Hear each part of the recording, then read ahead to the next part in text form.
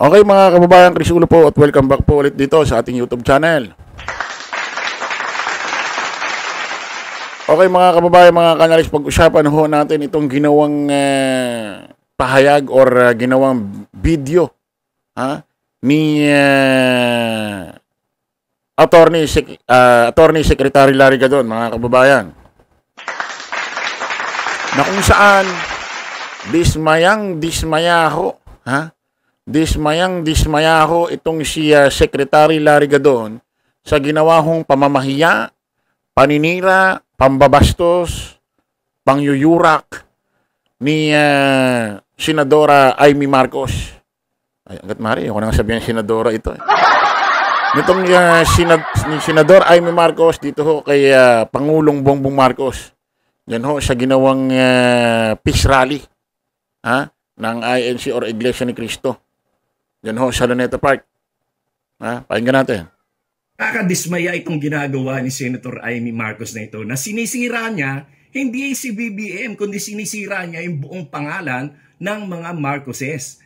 Napakatagal ng panahon, more than 30 years, no? 36 years na niyuyurakan, sinisipa, dinadaganan, tinatadyakan ang kanilang pangalan sa paninira. Na ngayon na ang mga Pilipino ay nagising sa katotohanan na lahat ng paninira ay isinantabi nila at kanilang ibinoto si Pangulong Bongbong Marcos para maituwid ang kasaysayan at upang gumanda ang takbo ng Pilipinas at makabawi tayo sa lahat ng mga pangyayaring mga lumugmok sa ating bansa.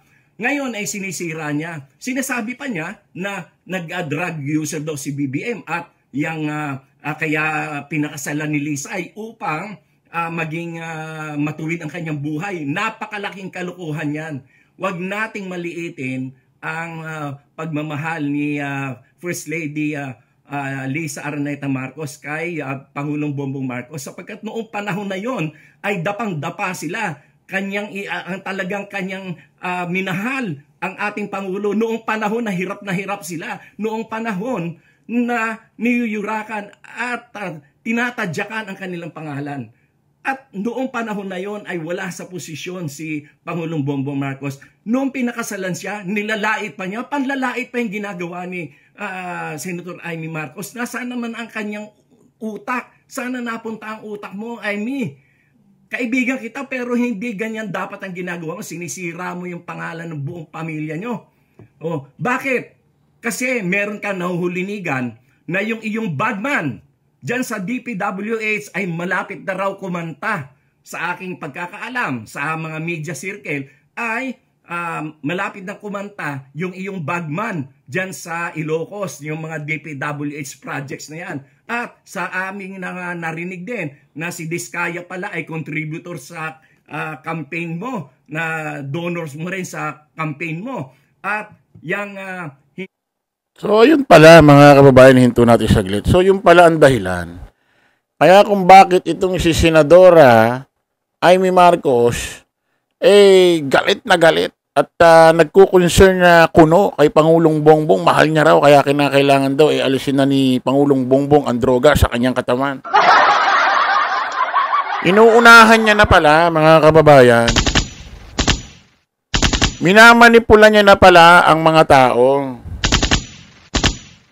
Inunahan niya na, siniraan niya na si Pangulong Bongbong, kunyari may expose siya na si Pangulong Bongbong ay nagdodroga, para sa mga susunod na araw kapag lumabas ang bagman ni Senadora Amy Marcos dyan sa DPWH, ay ipamumukha niya sa taong bayan, kita nyo? Kaya nila ako ginaganyan kasi si Pangulong Bongbong, ang aking kapatid, ay binulgar kong nagdodroga. Yan pala yung gagawin mong manipula. Pero sa totoo lang, sabihin mo man to o hindi mo man sinaraan si Pangulong Bongbong doon sa rally ng INC dyan sa Luneta Park, lalabas at parating at lulutang ang bagman mo dyan sa DPWH. No wonder. Now I know. Naman pala. Tuloy natin. Hindi ka na pagbibigyan doon sa mga pwesto na gusto mong ipa-appoint. Kaya ikaw ay galit na galit sa iyong kapatid.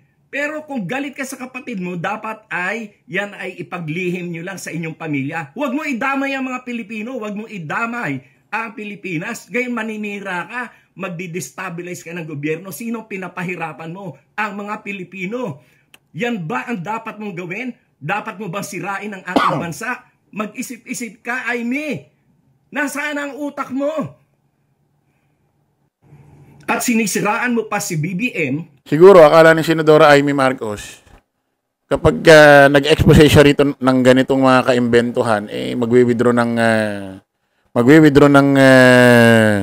ng suporta ang AFP, PNP, NBI, hanggang sa mawalan ho ng kapangyarihan, itong si Pangulong Bongbong bilang Commander-in-Chief. So, hindi ka magwawagi, Aimee Marcos. Para ikaw ay makapagtakbo sa ticket ni Sara as Vice President. Yan pala ang plano mo, ha? Na magtumakbo kang Vice President kay Sara. Nasaan ang lohika mo? Nasaan ang iyong isip na punta? Ha? Kinakampihan mo ang mga mamamatay tao, ang mga magnanakaw, ang mga korap. Hindi lang corrupt na sobrang corruption ang ginawa niyan. Diyan lang sa flood control project. Kung hindi pa dahil kay BBM, hindi mabubunyag yan. Tapos ngayon, ikaw pa ang kumakampi sa mga magnanakaw. Ano ka ba? Pambihira ang utak mo, Aimee. Hindi ko malaman kung saan mo nakuha yung utak mo. Si Sara, walang kapanapanalo yan sa pagka-presidente. Kayo lang ang nagsasalita ng ganyan sapagkat kinukondisyon nyo ang isip ng mga Pilipino dahil takot na takot ang mga Duterte at ang kanilang mga tauhan na sangkot sa mga korupsyon. Takot na takot kayo na kayo ay makukulong na. Kaya yan ang inyo pinagsisintir. Kaya kayo ay kinakalaban at binabagsak nyo ang gobyerno ni BBM. Hindi kayo mananalo sapagkat nasa likuran ni BBM ang milyon-milyon na mga Pilipino na naniniwala na ang buhay natin ngayon ay mas maganda at mas may tinatahak na direksyon. Correct. Kaysa naman nung nakaraang panahon na wala talaga, na wala, sabog-sabog lahat. Kaya Aimee, mag-isip-isip ka. Hindi ka namin papayagan dyan sa ginagawa mong yan. Sapagkat kami mismo, kami mga Marcos loyalist, kami mga taong mga Pilipino na naniniwala sa kagandahan ng ating demokrasya ang magiging kalaban mo. Hindi ka naman nanalo kahit kailan. Gusto niyong pag-resignin si BBM? Iilang piraso lang naman kayo na nagsasabi niyan. Takot kasi kayo na malapit na kayong ma-corner, malapit na kayong makasuhan, malapit na kayong makulong kayo na mga kalaban ng politik. Natawa lang ako doon, no, na ilang piraso lang naman kayo. Ito kasi mga DDS, ewan ko, lahat yata ng klase ng posisyon, patagilid, paharap, no, patiwarik. Lahat ho ng klaseng posisyon ho diyan sa EDSA, ginawa na nitong mga DD shit na ito. Hanggang hindi pa rin ho nagtatagumpay ang kanilang EDSA People Power kuno.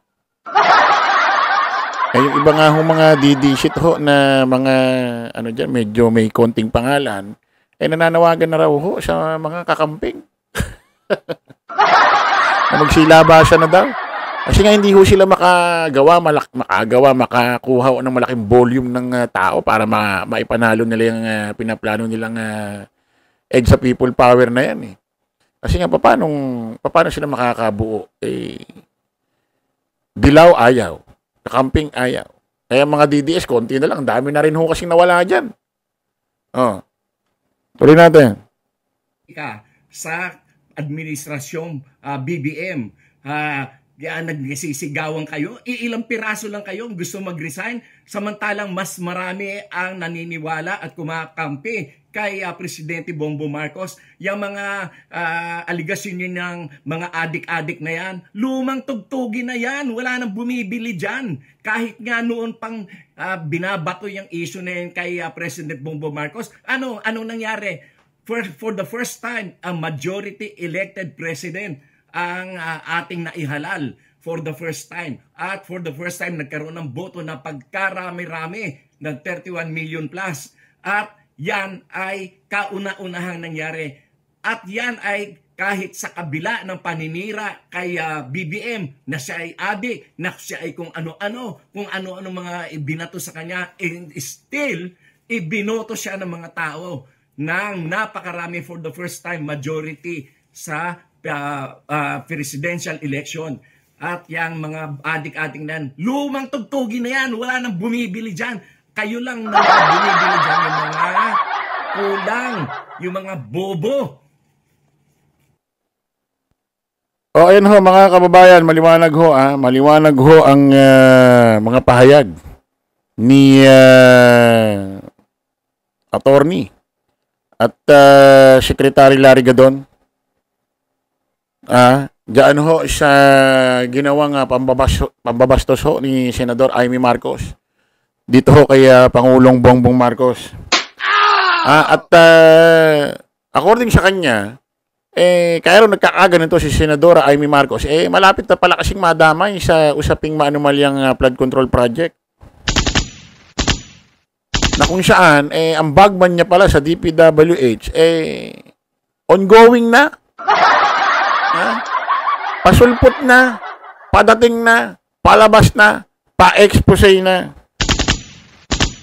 Kaya inunahan na nito para paglabas sa mga susunod na araw, sabihin, okay tanyo. Porket in-expose ko ang itong si BBM na nagda-drugs, biglang may ganitong issue. Pero sa totoo lang, kahit hindi mo sabihin yan, parating na, palabas na. Inunahan mo lang. Actually, mayroong kumakalat na ganitong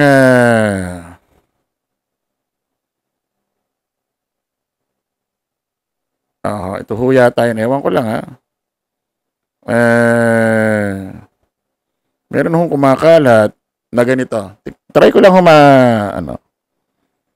ma-search, no? Kung hindi, yan na natin.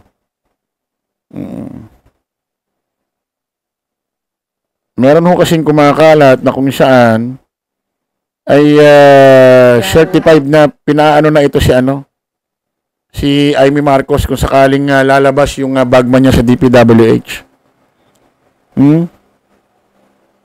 Ito Poso ito ni Jesus Palsis. Basahin natin.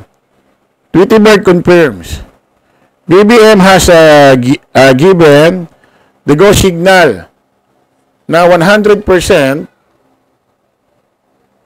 ilaglag na si Amy Marcos pag lumabas na daw ang bagman niya from DPWH as a senator and as a governor of Ilocos Norte. Pakukulong na ang hilaw na mangga. Laglagan na ito. Ayan ho, mga kababayan. So, kaya siguro ay nagkakaganito. Itong si Amy Marcos. So, kita-kita ulit tayo sa panibagong vlog. Baboy po.